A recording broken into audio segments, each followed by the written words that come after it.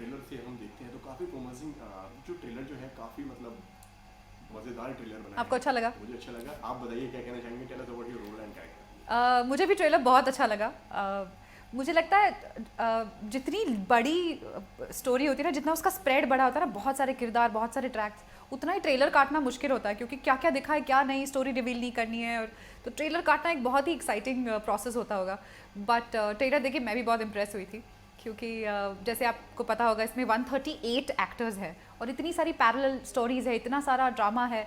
तो उसमें से आपको एक्साइटमेंट भी बनाए रखनी है, लेकिन स्टोरी रिवील भी नहीं करनी है। तो ऐसा कुछ ट्रेलर में अचीव कर लिया है हमारी टीम ने। I am really really glad.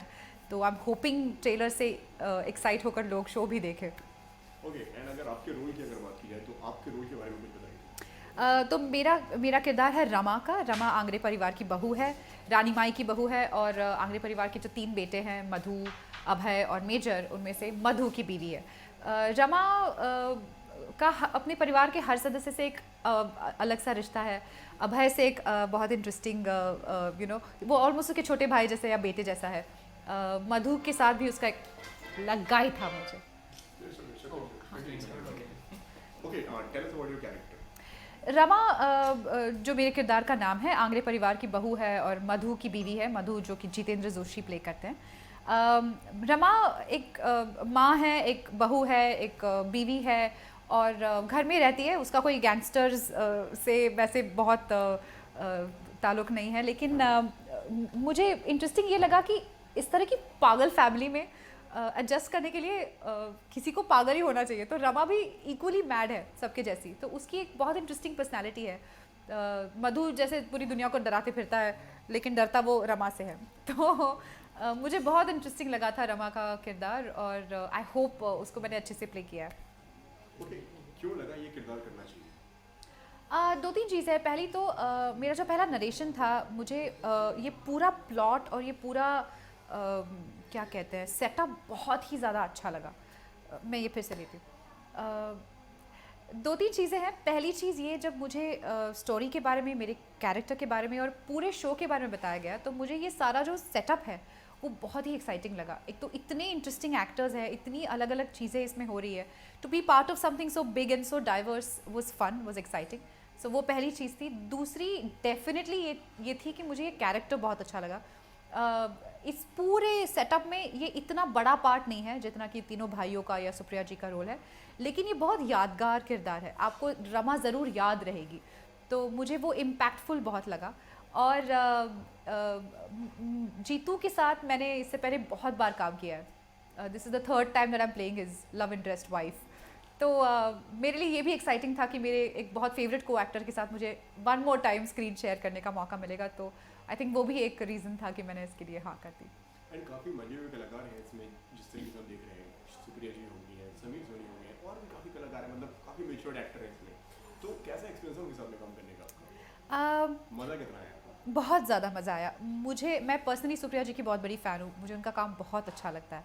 और मतलब वो जब स्क्रीन पे वो जब शॉट में एंटर करती है, और आप अगर मॉनिटर में बैठ के देख रहे हो, आप अगर सीन में हो तो खैर आप अपनी चीज़ में बिजी रहते हो, लेकिन अगर आप सिर्फ उनका शॉट देख रहे हो तो यू रियलाइज़ कि वो कितनी पावरफुल एक्ट्रेस है। वो चाहे कोई डायलॉग ना बोल रही हो, चाहे वो रिएक्ट ना करिए, वो सिर्फ फ्रेम में है, फिर भी आपकी नज़र उन पर जाती है, बिकॉज उनकी पर्सनैलिटी ही ऐसी है, उनका बीइंग ही ऐसा है कि इतने सालों का एक्सपीरियंस, इतना इतना interesting craft, it shows in her presence. तो मेरे लिए सुप्रिया जी के साथ काम करना was a big highlight. And on the last day of shoot मेरी उनसे बहुत सारी बातें भी हुई। तो वो जितनी बड़ी एक्ट्रेस है, उतनी ही स्वीट और डाउन टू अर्थ पर्सन है। हमने बहुत सारी बातें की और हमने बहुत बेसिक घरेलू चीज़ों के बारे में बातें की, और मुझे बहुत मज़ा आया उनके साथ वो स्पेस शेयर करके। अगर बाकी फैमिली की बात करें तो जीतू के अलावा मैंने इससे पहले किसी के साथ काम नहीं किया था, मैं किसी से मिली भी नहीं थी। तो मैं शूट के पहले दिन पूरे आंग्रे परिवार से पहली बार मिली। पर as luck would have it, हम पिछले 2 साल से इसको शूट कर रहे हैं। बीच में लॉकडाउन हुआ, हमने सारे फैमिली के सीन्स एक साथ शूट किए, तब हम एक साथ रहे भी थे। तो उस वजह से मेरी आंग्रे फैमिली में सबके साथ बहुत ही कमाल की बॉन्डिंग है। ऋत्विक कह लो, अदिति कह लो। अदिति तो मेरी बहुत अच्छी दोस्त बन गई है। मैंने सबके लिए खाना बनाया है, हमने साथ साथ मिलकर मील्स प्लान किए हैं, पार्टीज़ की है। तो that's bin a lovely lovely experience. हालांकि मेरा कनेक्शन बाकी किसी के साथ नहीं है, मैं सिर्फ फैमिली से रिलेटेड हूँ, पर I have found some lovely people and lovely performers. Okay, इसी के साथ में क्यों देखनी चाहिए लोगों को ये सीरीज? क्या नया मिलने वाला है फैंस को? अगर आपको ट्रेलर पसंद आया, आपको एक्साइटिंग लगा है, तो आपको देखनी ही चाहिए, बिकॉज ये एक्साइटिंग है ही। पर मुझे ऐसा लगता है कि कार्टेल एक बहुत सारी अलग अलग चीज़ों का कॉम्बिनेशन है। इसमें एक्शन है, इसमें ड्रामा है, इसमें हर किसी के लिए कुछ ना कुछ है, कोई ना कोई टेक अवे है। तो आपको जिस भी तरह का कंटेंट पसंद है, जिस तरह का जॉनर आपको इंटरेस्ट करता है, उस हर जॉनर का एक एलिमेंट इसमें है। तो I think you should give it a try. और मुझे लगता है सबसे बड़ा यूएसपी इसका मेरे हिसाब से ये है कि इतनी बड़ी स्टारकास्ट है इसकी, 108 एक्टर्स के बारे में हम बात करें, पर वो सिर्फ चेहरे या नोन फेसेस नहीं है, वो बहुत अच्छे परफॉर्मर्स हैं। तो I think good performances is something that people should watch this for. 20 अगस्त को आ रहा है, क्या कहना चाहेंगी? 20 अगस्त को MX प्लेयर और ऑल्ट पर कार्टेल स्ट्रीम हो रहा है। मेरे ख्याल से आपको उसको बिंज ही करना चाहिए। Thank you. Thank you. अब मेरे साथ another film called Uma जो कि अभी खत्म हुई है. There's another film called Isra which is a Panorama Studios film. So touchwood, there's a lot of work lined up and starting off with Cartel, so fingers crossed. कहाँ ज़्यादा comfortable मानते हैं आप खुद को? ऐसा आप आरजे भी रह चुके हैं। नहीं आरजे तो मैं अभी भी हूँ यार, अभी भी हूँ. शुरुआत मैंने अपने करियर की दिल्ली में रेडियो से की थी जब private radio had just started off. तो at the end of the day, it's that is another medium of expression. This is another medium of expression. But I get to express myself more over here than I do over there. क्योंकि वहाँ पे तो फिर भी मैं गौरव ही बनता हूँ, यहाँ तो मैं काफ़ी चीज़ें बन पाता हूँ. तो दोनों का बहुत मजा है. डिफिकल्ट हो जाता है कहीं ना कहीं कि एक ऑडियंस वो है जो सिर्फ सुन रही है, एक ऑडियंस है जो आपको देख भी रही है. नहीं डिफिकल्ट नहीं होता है, बल्कि और अच्छा लगता है कि वो ऑडियंस भी है कि ऑडियंस भी है. उम्मीद करते हैं किसी दिन दोनों ऑडियंस मिल जाएगी. एक तो रिस्पांस कोई देखकर उसे बताएगा, एक तो रिस्पांस तब आ रहा है कि जब वो आपको सुन के फिर वो इंस्टेंट यार बहुत लोगों को तो इस बात का अंदाज़ा नहीं है कि मैं दोनों चीज़ें करता हूँ. तो जब वो हो जाएगा तो कैसे लोग देखेंगे, और मुझे लगता है कि अच्छा ही होगा जो भी होगा. आपको इसके लिए अप्रिशिएट किया जाए, आपको क्योंकि हम सब मेहनत करते हैं, और जब मेहनत आपकी अप्रिशिएट की जाती है तो आपको अच्छा ही लगता है, और आगे कुछ अच्छा करने के लिए और आपको इम्पेटस मिलता है. Because it's a constant struggle there, बहुत एक तो जैसे वो पास ने कहा था बीच का रास्ता नहीं होता, मगर मुझे लगता है यहाँ पे बीच का ही रास्ता ढूंढना पड़ता है.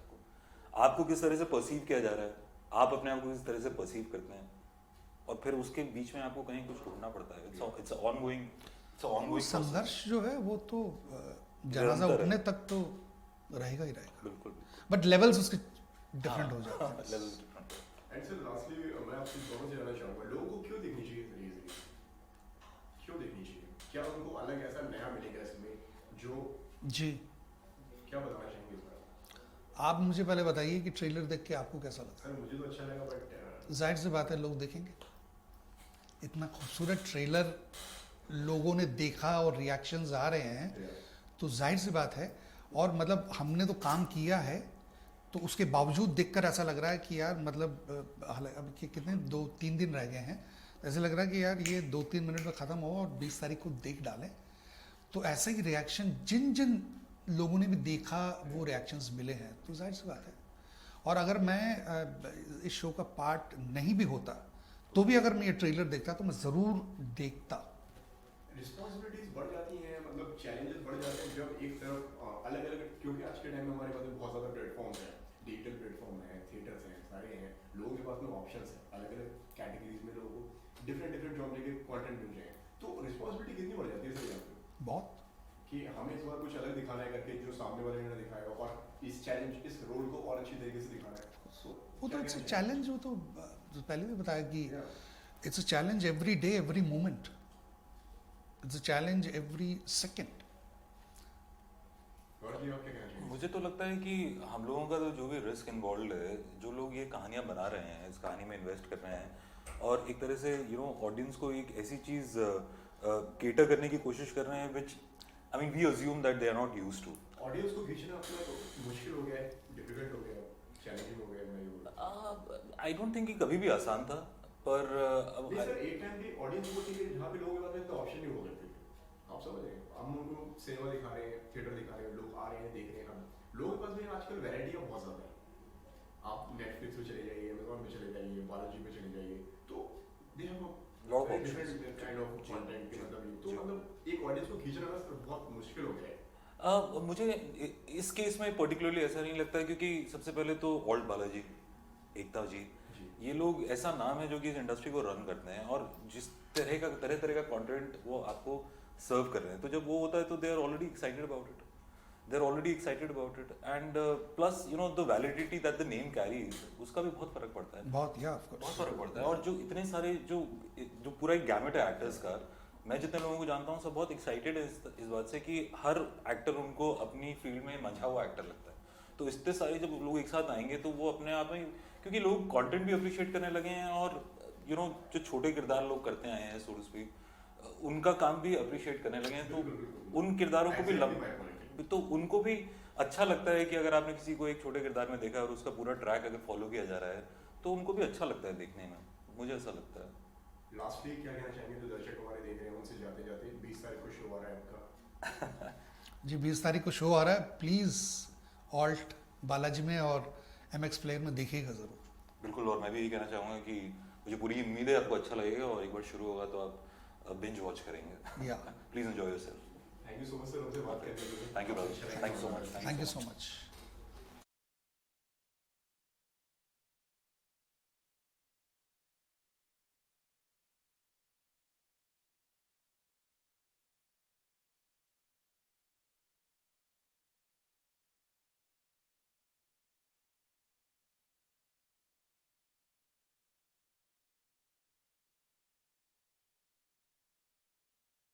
जो फैंस मुझे देख रहे हैं सबको नमस्ते प्रणाम। आई होप आप लोग अपने घर पे सुरक्षित हैं और खुश रहिए, आपस में मिलजुल के रहिए और आपको एंटरटेन करने हम आ रहे हैं 20 अगस्त को कार्टल, ऑल्ट बालाजी और MX प्लेयर पे, और हमारा शो आई होप आपको काफ़ी एंटरटेन करे और आप सब हमें काफ़ी प्यार दें। Thank you. कैरेक्टर के बारे में जानना चाहूँगा, आपके कैरेक्टर के बारे में बताइए क्या कुछ कहना चाहेंगे इस कैरेक्टर के बारे में? मेरे कैरेक्टर का नाम है सुमी। ये आंगड़े फैमिली की सबसे छोटी बेटी है और काफ़ी उत्साह है इनमें ज़िंदगी जीने का, काफ़ी सपने इसके, ये एक्ट्रेस बनना चाहती है एंड हालांकि इसका परिवार एक गैंगस्टर फैमिली है, भाई भी कुछ चीज़ों में इन्वॉल्व हैं, ये उनसे बिल्कुल अलग है। इसके ज़िंदगी में अपनी खुद ही अलग ज़िंदगी चलती है, बाकी लड़कियों की तरह इसको सजना संवरना पसंद है, इसे डांसिंग पसंद है एंड बस ये उसी पे फोकस करती है। But because of the family काफ़ी सारे सिचुएशंस ऐसे होते हैं, मुश्किल परिस्थितियाँ आती हैं जिससे पूरा परिवार जूझता है और कैसे ये उससे उभरती है, उसका व्यक्तित्व कैसे बदलता है इस दौरान, एक सिंपल सी स्वीट सी लड़की से into someone who stronger and confident, you know, less doubtful. तो वो ट्रांजिशन इनका दिखेगा आपको शो में। ओके, इस कैरेक्टर की अगर बात की जाए, सीजन में भाई काफ़ी डिफरेंट कैरेक्टर है, ये काफ़ी शेड्स इस कैरेक्टर में, तो क्या किस तरह की तैयारियां करनी पड़ी इस कैरेक्टर के लिए? मेरे ख्याल से तैयारियां जब करनी होती है, सबसे पहली तैयारी ये होती है कि आप वो कैरेक्टर के बारे में सब पढ़ें कि वो कहाँ से हैं, उनके वो किस चीज़ों का उन्हें शौक़ है, क्या पसंद है, पढ़ाई क्या की है, यू नो, एक बैक स्टोरी बनानी होती है।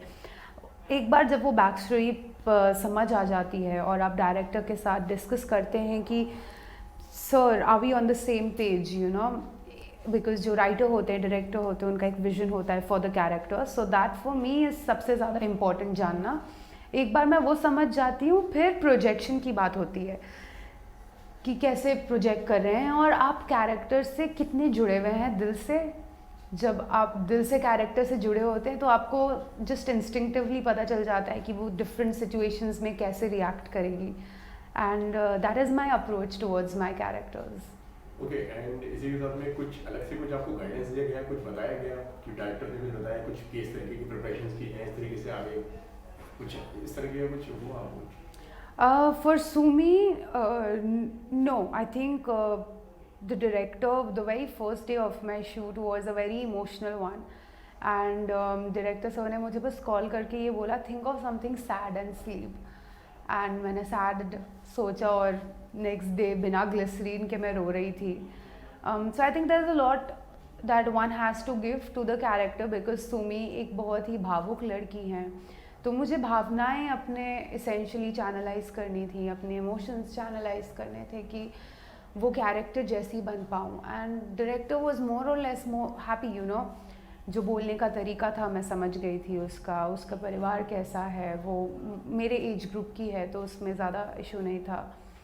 एंड बस फिर उसके बाद मैं बन गई. काफी सिमिलरिटीज हैं इस कैरेक्टर में एंड आप में. वो एक कैरेक्टर वो एक्टर बनना चाहता है, ठीक है, जिस रीजन होता है वो एक्टर बनना चाहता है, एंड आपने कहा वो एक आपकी उम्र का भी कैरेक्टर है. इस चीज़ में तो कहीं ना कहीं ईजी रहा और टफ रहा, क्या कहना चाहेंगे उस पर? मुझे लगता है कि एक उम्र के बहुत लोग हो सकते हैं, वो दिमाग से कितने बड़े हैं मेक्स द डिफरेंस. एक्टर्स भी बहुत बनना चाहते हैं बट उसकी खुद की पर्सनालिटी क्या है that makes the difference. So I think these are like and goals that this character wants. Similar to सबके भाई होते हैं, सबके बहन होते हैं, but what makes a difference is आपका अपने भाइयों बहनों के साथ क्या इक्वेशन है, क्या रिश्तेदारी है. So those are the things that I worked on. For example, I might come across a certain way in the interviews as character, as it is I'm an actor. I don't think people get to actually ever get to know who you really are. अभी मैं झुमके पहन के बाल ऐसे करके बैठी हूँ, but this is probably not me. I am someone who is running in the mountains and trekking on the hills in my tracksuit, you know. That's the person I am. I'm a very adventurous person who has become very calm. I was always calm, but from an extrovert, I'm becoming like an introvert, which is strange for me. But I'm finding myself. Like it goes, you're constantly finding yourself. That is one trait that I think all of us have. It's about being aware of it, having that realization. So Sumi भी कहीं ना कहीं खुद को ढूंढ रही है. ये चीज़ हम में कॉमन है और वो काफ़ी सेंसिटिव है. मुझे नहीं लगता कि अगर जो जर्नी मेरी रही है वो सुमी की रही होती तो वो मेरे जैसे जूझ पाती हर चीज़ से. Because there was an incident that happened in my life and the same thing happens in her life and how we both reacted is very different. So I think हम दोनों एक दूसरे से काफ़ी different हैं, except the fact that obviously she's my age or you know. किस तरीके से आप तक ये टाइटल पहुंची है इसकी अगर बात की जाए, आप तक किस तरीके से, मतलब क्या प्रोसीजर था, किस तरीके से पहुंची ये सीरीज आप तक? तो I got an audition message and उसमें यूजुअली एक छोटा सा ब्रीफ होता है about the show and the character and I liked it. I liked the show. I was very intrigued कि oh it's the cartel business and you know they're going to be gangsters and I find it very interesting. Ideally, I would have loved to be a gangster and just kill them. I love COD, Call of Duty. That's my favorite game. Sumi, obviously, she is not the gangster. Yeah, I don't think in real life I would be a gangster. I just like थोड़े गोली और ये सब कुछ, you know, मुझे थोड़ा interesting लगता है. पर वो उसका कैरेक्टर मुझे पसंद आया. फिर मैं ऑडिशन के लिए गई and I was given a happy scene and a sad scene. Happy was जहाँ मुझे किसी से प्यार हो गया है एंड सैड वाज जहाँ मेरे भाई से लड़ाई हुई है. And there were a lot of girls sitting after my sad scene, like they clapped and I was like, and I actually had tears while I was doing the scene without glycerine or anything, and I just could feel that okay I've done good. And that was but then मैं audition देने के बाद कुछ सोचा नहीं कि होगा नहीं होगा क्या होगा. I was because काफ़ी auditions देते हैं but then I think उन्हें मेरा काम पसंद आया and then I got a call, then we talked about dates, budget, and then I was finalized. And what made you say yes to this series? Just the plot, the storyline. Like I said कि मुझे हमेशा से बहुत ही जिज्ञासा रही है जानने में कि ये जो अंडरवर्ल्ड्स या कार्टल्स हैं वो कैसे ऑपरेट करते हैं, यू नो, उनका हेड कैसा होता है, उनकी पर्सनालिटीज़ कैसी होती होंगी, उनकी लाइफ, क्योंकि ये हमने कभी सामने से नहीं देखा है. ये चीज़ें जो हैं बहुत ही लेयर्स के अंदर छुपी हुई कहानियाँ होती हैं जो थ्रू द सीरीज़ मैं भी एज एन ऑडियंस देख पाऊँगी कि how does it all function. And that was what interested me. And काफ़ी दिग्गज एक्टर्स भी इससे कैरेक्टर से जुड़े हुए हैं. सुप्रिया जी हैं एंड समीर जी हैं और भी काफ़ी सीनियर एक्टर जो हैं. उनके सामने कैसा एक्सपीरियंस है काम करने का आपका? तो सुप्रिया पाठक मैम, तो initially obviously I didn't know कौन कौन स्टार कास्ट में है, एंड देन बाद में जब मैं सीन्स के दौरान उनसे मिली, स्क्रिप्ट रीडिंग के दौरान एक्टर्स से मिली, मुझे बहुत अच्छा लगा कि सब काफ़ी एक्सपीरियंस्ड मैच्योर एक्टर्स हैं, एंड जिस तरीके से वो एक सीन को डिस्कस करते थे और अपने इनपुट्स देते थे, उससे मुझे काफ़ी सीखने को मिला।